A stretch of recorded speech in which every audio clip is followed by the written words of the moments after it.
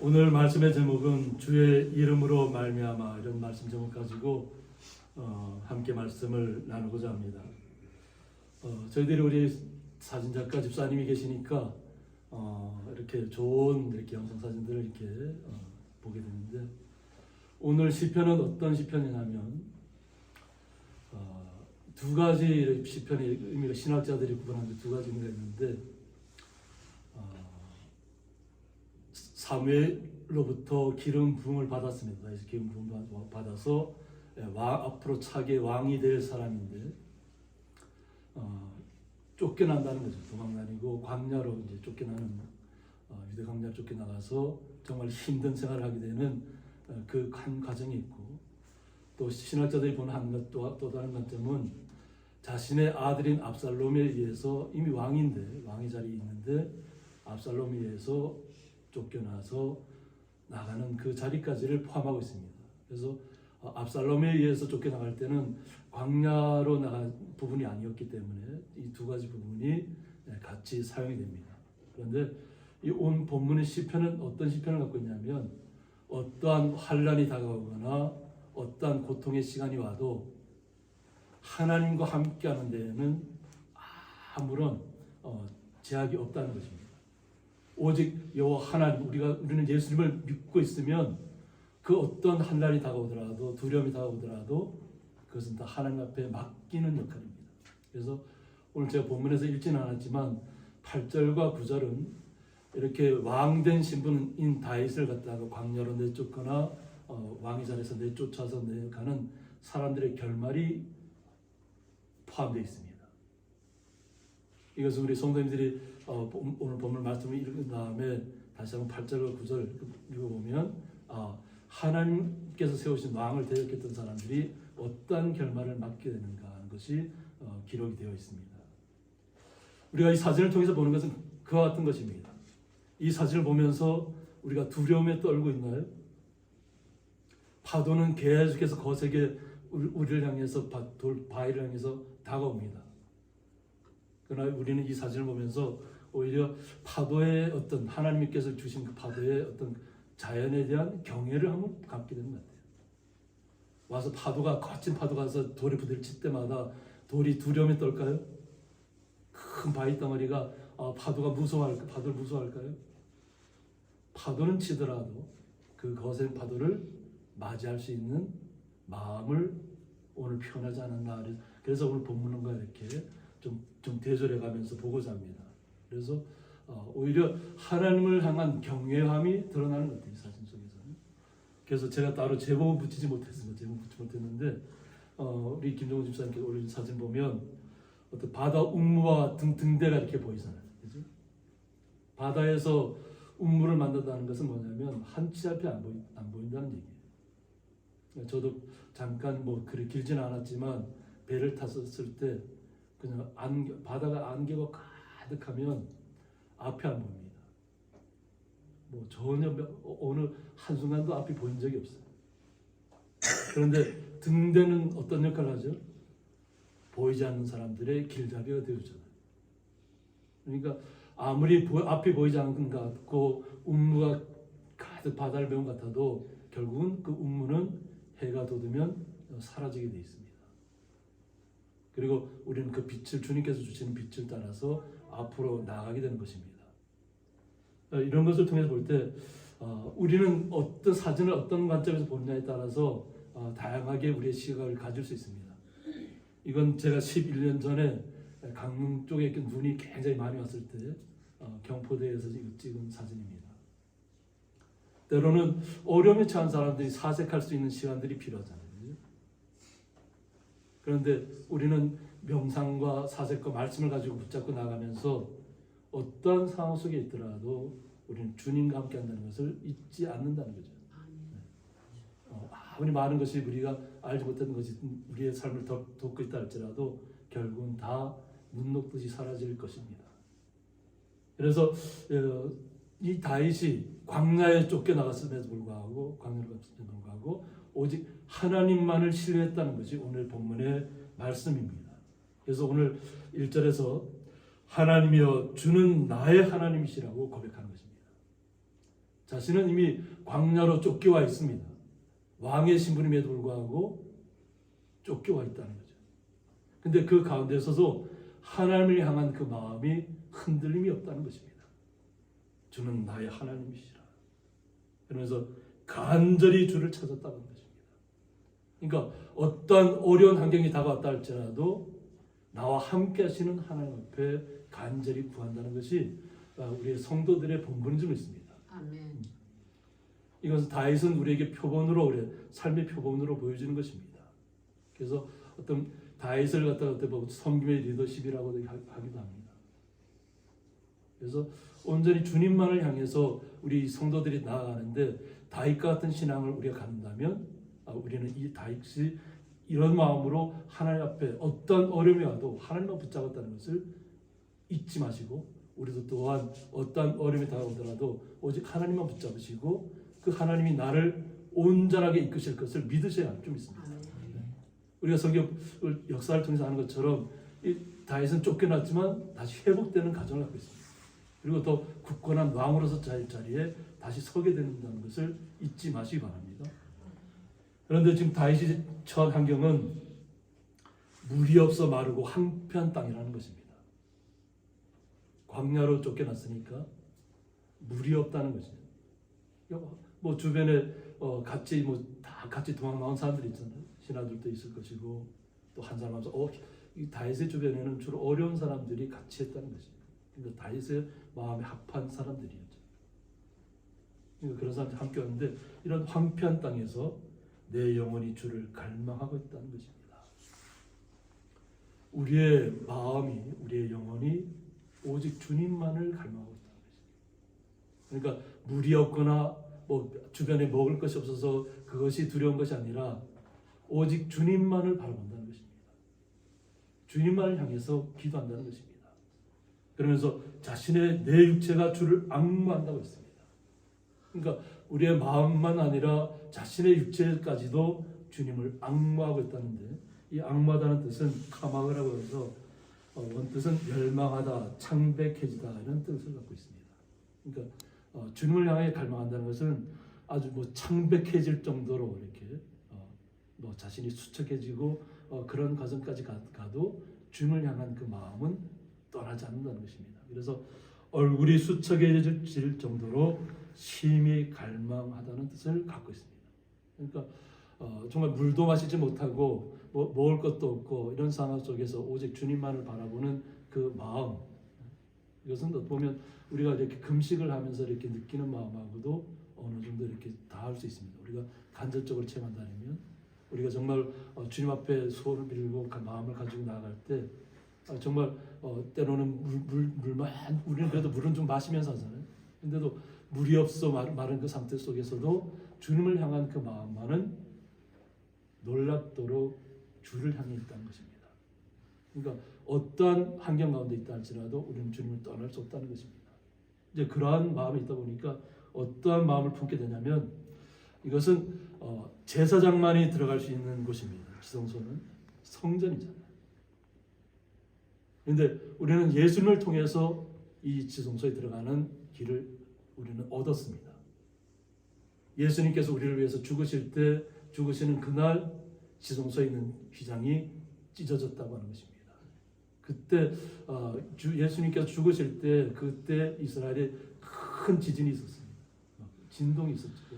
하늘은 컴컴해지고 그러니까 사람들이 많이 놀랐을 겁니다. 아마 예수님을 죽인 십자가에 달았는데 갑자기 하늘이 컴컴해지고 갑자기 진동이 일어나고 그럼 지진이 일어났다는 거죠. 그리고 그러나서 지성소에 있는 휘장도 찢어지게 되었습니다.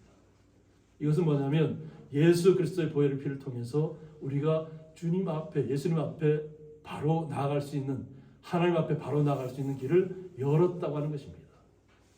이것처럼 오늘 다윗은 하나님 앞에 직접적으로 나아가는 시간을 갖습니다. 내가 주의 권능과 영광을 보기 위하여라고 했습니다. 요 하나님께서 계신 그 영광을 자신도 보기를 원한다고 하는 것입니다. 보면 우리의 육체로는 하나님을 만날 수 없잖아요. 그죠? 하나님 나라에 이른다는 것은 결국 우리가 이 땅의 소임을 다 마친 다음에 주님의 나라에 이르렀을 때 주의 영광을 보게 되는데 그 열망을 오늘 표현하고 있는 것입니다. 내가 주의 권능과 영광을 보기 위하여 이와 같이 성소에서 주를 바라보았다고 했습니다. 그 당시에는 예루살렘에 있는 지성소를 이야기할 수 있겠지만 우리 현대를 살고 있는 우리 예수님의 시대를 살고 있는 우리는 우리가 거하는 거처가 바로 성전인 줄 믿습니다. 우리 자신이 주님의 성전이 되었습니다. 우리의 머리가 누구라고 했죠? 예수님이죠. 그래서 우리가 어느 곳에 있든지 항상 주님을 향한 기도와 열망은 끊어지지 않아야 한다는 것입니다. 오늘 다윗은 성소에서 주를 바라보던 것처럼 우리는 예수님께서 우리에게 주신 성소는 우리의 마음속에 있습니다. 우리가 어느 곳에 있든지 항상 주님을 바라보시고 항상 주님께서 이루실 그날을 소망하셔야 될 줄 믿습니다. 이것이 우리가 이 땅을 사는 의미인 줄 믿습니다. 하나님의 말씀을 나와는 동떨어진 이스라엘 사람들, 유대인들에게만 해당되는 말씀이라고 인식하면 우리에게 은혜가 없습니다. 그것은 예수님이 오기 전의 문제고 우리는 예수님이 온 시대를 살고 있잖아요. 그리고 예수님께서 우리에게 성령을 주셔서 우리는 성령의 시대를 살고 있는 것입니다. 예수님과 함께. 그래서 우리가 AD라고 얘기하잖아요. 그죠? 그래서 모든 세상은 BC와 비포 크라이스트, 예수님이 오기 전과 주님께서 오신 날을 기념해서 AD라고 하는 것입니다. 그러니까 우리는 주님의 시대, 예수님의 시대를 살고 있는 것입니다. 그러므로 하나님의 나라를 바라봐야 될 줄 믿습니다. 그래서 주의 인자심이 생명보다 낫다고 얘기합니다. 주의 인자심이 생명보다 낫다고 얘기합니다. 그래서 잠언 4장 23절에서는 모든 지킬 만한 것보다 내 마음을 지키라 하겠습니다. 이 생명이 마음에 있다는 거예요. 우리의 생명이 우리의 마음 속에 있다, 우리의 영혼 속에 있다. 그런데 하나님께서 우리에게 주신 것은 뭐냐면 주의 인자하심은 우리가 육체의 어떤 몸에 매어 달린 거잖아요. 이 땅을 살아가면서는 육체와의 싸움을 계속해야 되는 시간인데 이 육체의 생명보다 더 낫다는 것이 하나님의 생명. 우리가 하나님의 주의 권능과 영광을 보기 위해서 날마다 소망 가운데 살아가는 것입니다. 그런데 우리가 살고 있는 내 육체를 지키기 위한 것에 우리가 힘쓰는 것이 아니라 더욱더 주님의 은혜를 사모하고 주님의 권능이 나에게 임했을 때 내 삶이 예수님과 한 그 마음을 닮아간다면 우리의 육체는 예수님께서 지켜주실 것이기 때문입니다. 내가 내 육체를 지키려고 노력하는 것이 아니라 예수님께서 내 육체를 지켜주실 것을 믿고 우리는 주님의 나라를 소망하며 살아가는 것입니다. 그렇게 할 때 내 입술이 주를 찬양할 것이라고 했습니다.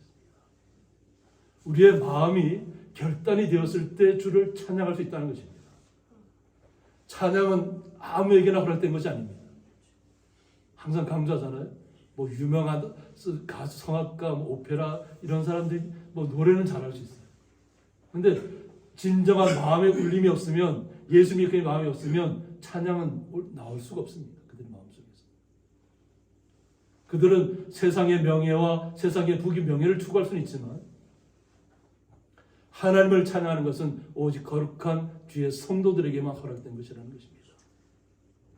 그러므로 우리는 주님이 내 마음속에 온전히 들어와 있고 나의 생명을 지켜주신 분, 내가 내 생명을 지키는 것이 아니라 나의 생명을 지켜주신 분은 주님이라는 것을 고백하고 오직 주님 앞에 헌신할 때 주님의 놀라우신 그 인자심을 우리가 더 날마다 더 입을 때 우리는 우리의 입술이 주님을 찬양하게 될 줄 믿습니다. 네, 그래서 오늘 다윗은 이러므로 나의 평생의 주를 송축하겠다고 했습니다. 자신이 살아가는 평생 동안 주님을 송축하겠다는 것입니다. 지금 어떤 자리에 있다고요? 왕의 자리에서, 왕의 신분에서 쫓겨나서 광야에 있습니다. 그런데 자신은 평생 동안 주를 송축하겠다고 얘기하고 있습니다. 오직 여호와 하나님만을 높이겠다는 것입니다. 오직 예수님만을 찬양하고 높이겠다는 얘기입니다. 그래서 이것이 오늘 주의 이름으로 말미암아, 우리는 예수 그리스도의 이름으로 말미암아 나의 손을 우리는 들어야 될 줄 믿습니다. 아멘. 우리는 주님을 향해서 우리의 손을 들어야 될 줄 믿습니다. 오늘 다윗은 나의 손을 들겠다고 했는데 이 나의 손을 들리라는 뜻은 에사 카파이라고 해서 내 두 손을 들어 올리다. 내 두 손을 들어 올리다. 우리 한번 다 같이 한번 두 손을 들어 올려볼까요?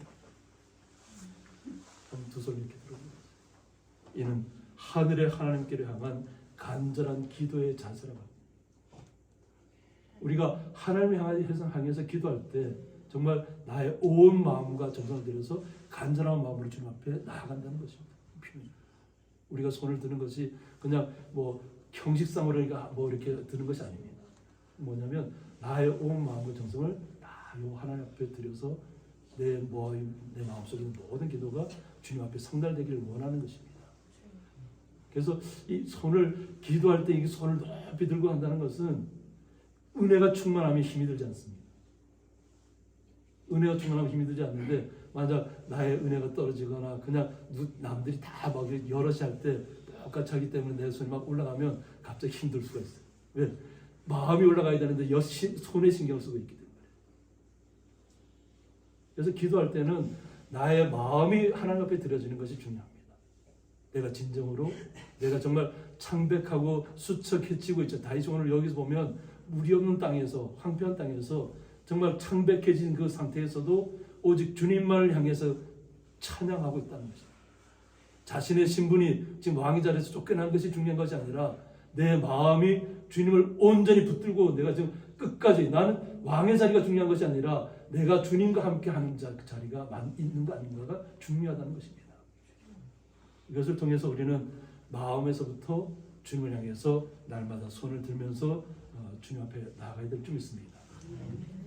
그렇게 될 때 우리의 마음이 어떤 마음으로 변하게 되냐면 오늘 시편은 골수라고 이렇게 표현하는데 우리 보통 골수 이러면 어떻게 생각하나요? 어떤 우리가 음식을 먹을 때 동물의 어떤 음식을 먹을 때 뭐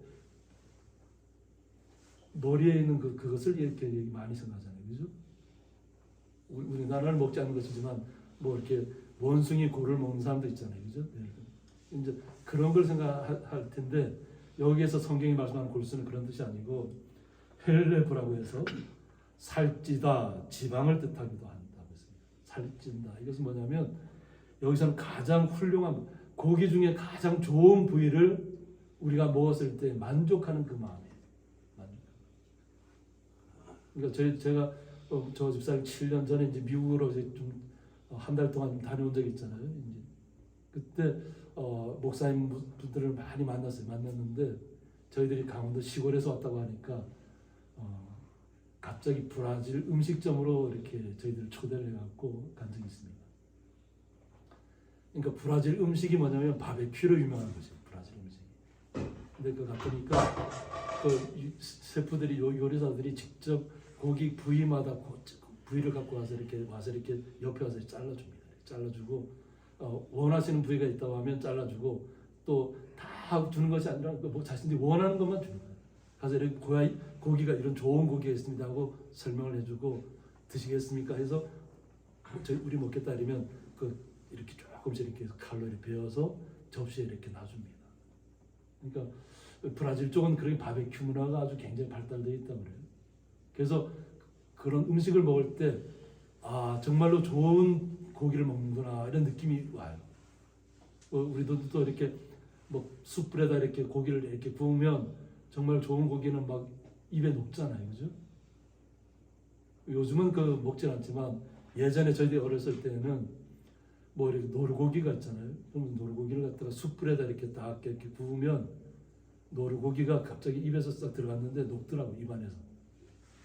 얼마나 맛있으면 입안에서 녹는 느낌이 나요. 요즘은 뭐 옛날처럼 이렇게 하루가 없잖아요. 집집마다 하루가 없는데 옛날에는 하루가 있었어요. 집집마다, 그죠? 그래서 거기에서 이렇게 딱 구워 먹었을 때 정말 좋은 고기를 먹었을 때 만족감이 느껴질 때 그것을 오늘 골수라고 얘기하는 거죠. 골수. 그리고 기름진 것을 먹음과 같이라고 했습니다. 그러니까 좋은 음식을 먹었을 때 내 마음이 풍요로워지잖아요, 그죠? 그것을 먹었을 때 정말 좋은 것을 먹었구나 했을 때 느낌하고 이것이 결국은 어떻게 표현하냐면 나의 영혼이 만족할 것이라. 이 골수와 기름진 것을 먹는 것은 비유입니다. 그러니까 좋은 음식을 먹었을 때 내 마음이 풍족했던 것처럼 나의 영혼 또한 만족할 것이라는 거죠. 주님만을 향했을 때. 그리고 나의 입이 기쁜 입술로 주를 찬송할 것을 얘기합니다. 찬송하는 것이 그냥 뭐 억지로 누가 시켜서 하는 것이 아니라 마음에서부터 우러나온다는 거죠. 주님을 찬양하면서 때로는 눈물 흘리기도 하잖아요. 우리가 처음부터 눈물 흘리기로 작정하고 나온 건 아니잖아요. 그죠? 그런데도 눈물이 막 나와요. 우리 축구 보셨나요? 우리 한국하고 저기 호주하고 하는 축구 보셨나요? 네. 손흥민이가 모든 경기가 끝나고 나서 얼굴을 들지 못하고 딱 잔디에다 땅을 받고 계속 엎드려 있었어요. 근데 나중에 얘기를 들어봤더니까 그때 눈물을 흘렸다는 거예요. 그러니까 기쁨의 눈물이 기쁨의. 그러니까 눈물 흘리는 모습을 보일 수가 없잖아요. 사람들한테 보일 수가 없으니까 그래서 잔디에다 얼굴을 받고 그냥 눈물을 그렇게 막 기쁨의 눈물을 흘렸다는 것이죠. 그러고 나서는 고개를 딱 들고 나서는 미소가 확 번지잖아요. 얼굴에 미소를 확 띄잖아요. 이것처럼 우리의 마음, 주님께서 주시는 은혜가 우리에게 임했을 때 우리의 입술에 주를 찬양할 때 얼마나 그 기쁨이 우리에 감동하는지 몰라요. 저는 저 찬양을 잘 못하는 사람이잖아요.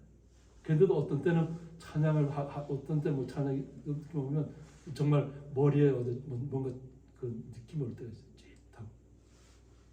그때 정말 참 기쁨이 오는 것이죠. 그럴 때는 뭐 속절없이 막 눈물이 흐를 때도 있어요. 속절없이. 이래서 우리는 항상 주님을 찬양하는 자리에서 떠나지 않아야 될 줄 있습니다. 아멘. 네.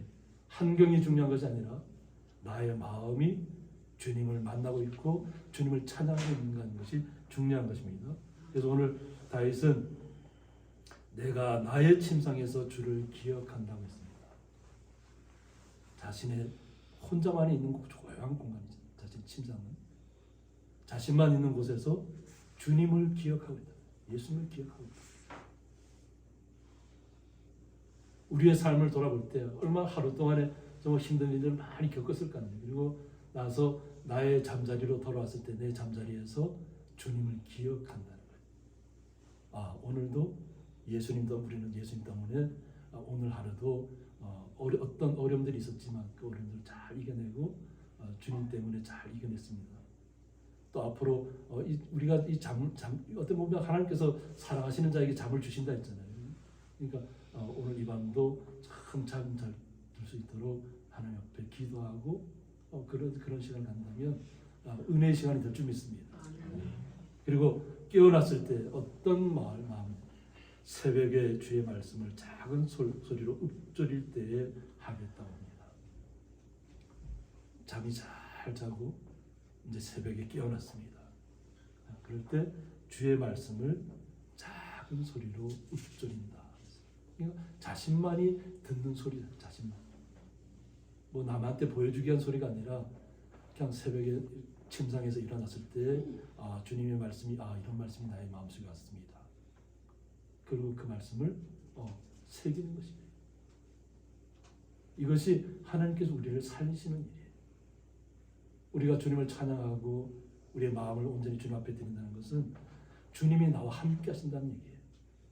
우리의 영원토록 우리는 주님으로부터 보장받은 것이잖아요.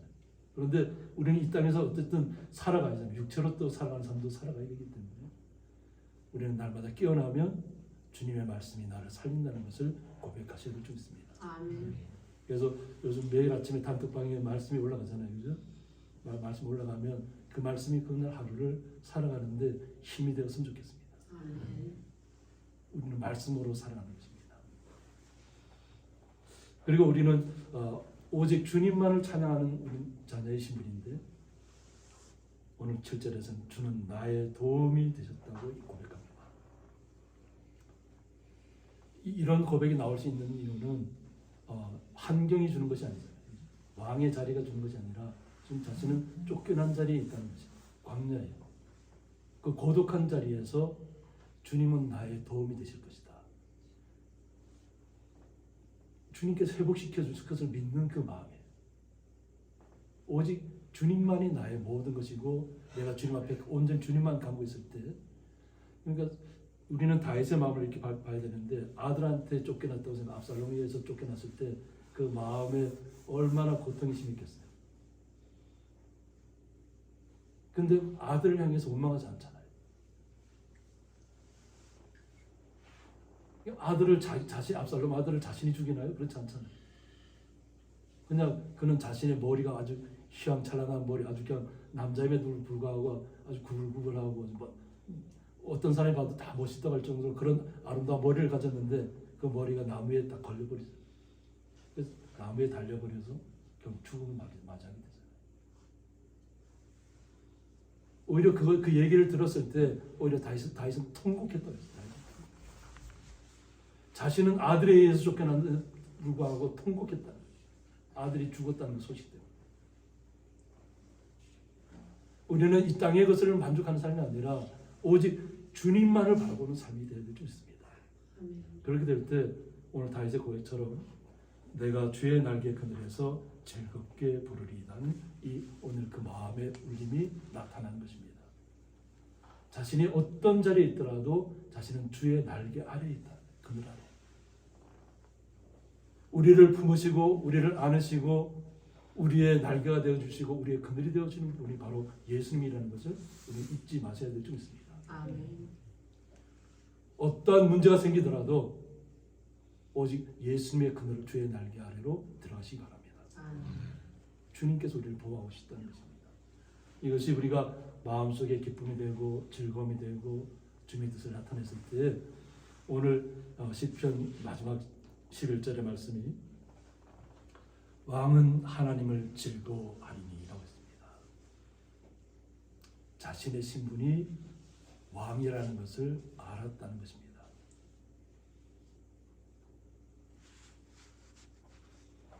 광야에서 쫓겨나 있음에도 불구하고 자신은 왕이라는 거예요. 우리 성도들의 삶으로 돌아보면 거룩한 성도의 자리에서 우리는 떠나서는 안 된다는 것입니다. 우리도 주님의 자녀가 되었습니다. 그런 왕적인 신분을 갖고 있는 것이 왕의 신분. 거룩한 성도라는 것이 그냥 아무에게나 비춰지는 그런 호칭이 아닙니다. 하나님께서 내가 거룩하니 너희도 거룩하라고 말씀하셨잖아요. 왕의 신분을, 왕의 혈통을 우리가 이어받는 것입니다. 예수 그리스도를 통해서 우리는 하나님의 자녀가 되는 것입니다. 그래서 왕의 신분을 우리가 갖는 것입니다. 그래서 오늘 다윗이 왕이었기 때문에 그런 것이 아니라 다윗은 우리의 예표입니다.